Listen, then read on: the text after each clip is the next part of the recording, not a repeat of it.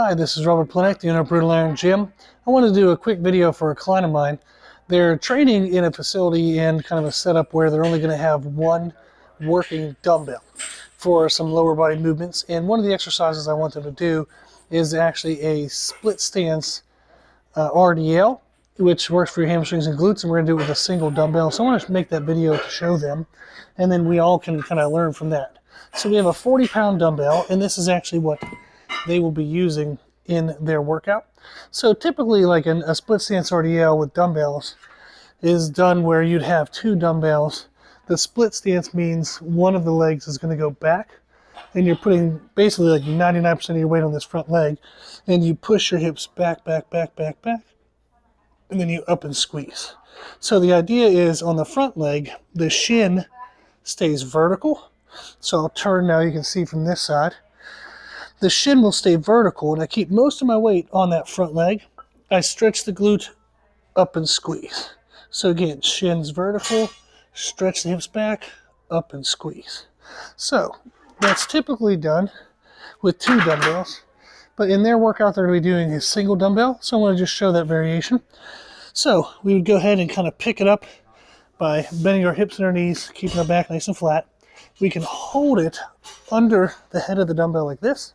I'm going to take that same stance where I want all my weight on that front leg. The back leg, the toes are even with the back of the foot, and that's just a little bit of balance control. But again, I'm going to push my hips back, back, back, back, back till I get a good stretch and back up.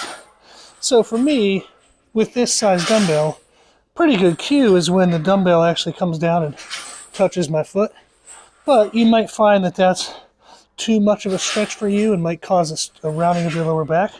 So you don't have to do that if you don't want to. So again, I'll turn so you can see it from this side. Again, all the weight on that front leg.